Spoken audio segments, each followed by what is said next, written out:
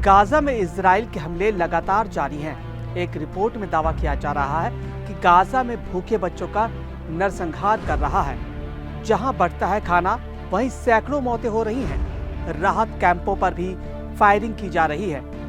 Israel की कोशिश मानवीय देखभाल का सिर्फ भ्रम पैदा करने के साथ ही दुनिया में यह संदेश जा सके कि इजराइल गाजा के बाशिंदों की मदद कर रहा है, लेकिन हकीकत जमीनी स्तर से बिल्कुल अलग है। इजराइल गाजा के लोगों को यह मैसेज देने की कोशिश कर रहा है कि अब उनकी मदद करने वाला कोई नहीं है। इजराइल की ओर से गाजा पट्टी में हमले का सिलसिला लगातार जारी है।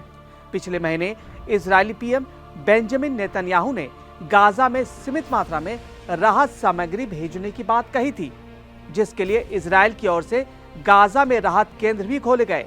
लेकिन अब यह महज छलावा के रूप में सामने आ रहा है। दरअसल एक रिपोर्ट में कहा गया है कि इजराइल अब राहत केंद्रों में भूखे बच्चों का नरसंहार कर रहा है। गाजा में इजराइल और हमास के बीच छिड़ी जंग के बाद वहां पर अच्छी खासी तबाही मची है।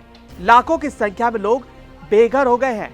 जो कुछ वहां बचे हैं वो जिंदगी के लिए लगातार संघर्ष कर रहे हैं।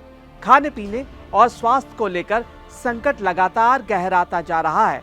गाजा में तपती रेत और तबाही के बीच रह रहे लोगों का अब एक ही लक्ष्य है कि किसी तरह आटे के एक एक कण को समेटा जाए ताकि पेट की उस आग को शांत किया जा सके। खाने को तरस गए लोग। सोशल मीडिया में वायरल एक वीडियो में 10 साल का बच्चा जमीन पर से आटा उठाने के बाद ये कहते हुए सुना जा सकता है कि जो कह रहा है कि मैंने सुबह से कुछ नहीं खाया, ये एक आशीर्वाद है। गाजा जंग का वो काला सच है जिसे इजराइल हमेशा झुठलाता रहा है, लेकिन इस झूठ का पर्दाफाश खुद इजरायली अखबार हॉरेज ने किया है। हॉरेज की अपनी रिपोर्ट में दावा किया गया है कि जंग के बीच गाजा के बाशिंदे भूख से तड़प रहे हैं और इजराइल राहत के नाम पर साजिश कर रहा है। इस रिपोर्ट में खुलासा हुआ कि आईडीएफ ने खाद्य वितरण केंद्रों पर फायरिंग के आदेश दे दिए थे, लेकिन इसका सच अब सबके सामने आ चुका है। गाजा में खाने के सामान की बेहद ज्यादा कमी है। अब यहाँ हालात ऐसे हो गए हैं कि भूख शांत करने के लिए बच्चे रेत तक खाने को मजबूर हैं। गाजा में छोटे छोटे बच्चे भूख से तड़प रहे हैं। इजराइल भूखे फलस्तीनियों के खिलाफ साजिश रच रहा है, उन पर गोलियां चला रहा है। दरअसल हॉरेज की रिपोर्ट में यह भी दावा किया गया है कि गाजा में सहायता केंद्र जीएचएफ फाउंडेशन कंट्रोल कर रही है। इस फाउंडेशन की स्थापना अमेरिकी ईसाइयों के सहयोग से की गई। दावा है ये सभी सहयोगी अमेरिकी राष्ट्रपति डोनाल्ड ट्रंप और नेतन्याहू के बेहद करीबी हैं। ऐसे में जीएचएफ फाउंडेशन मदद के नाम पर षड्यंत्र रच रहा है। खाद्य वितरण केंद्रों को दिन में महज 1 घंटे के लिए खोला जाता है।